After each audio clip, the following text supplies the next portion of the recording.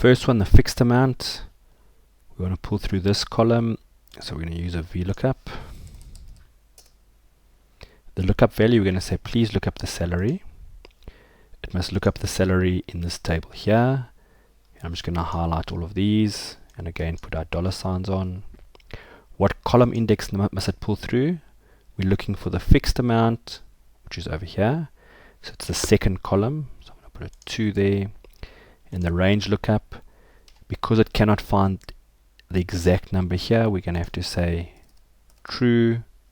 When I say OK, I get the fixed amount owing based on these salaries. The next thing we need is the percentage to use, which is the third column.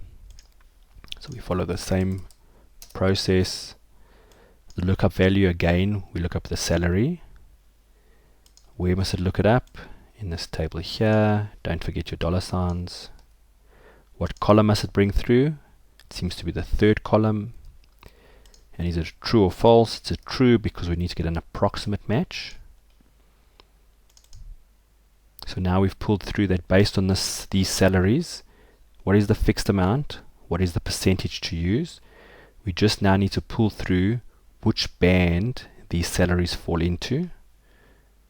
So again, we use a VLOOKUP. I'm going to say look up the salary. Where must it look it up? In that table, put our dollar signs on. The column index number now, this is the bands we want. So we're actually going to put a column of 1. The range lookup, we're going to say true. When I say OK, I can copy it down. And we now have all the information we need. So for example, for someone earning 250, they have to pay 45 in fixed, and then they pay 30% of the difference between 250 and 221. And that's what these formulas do.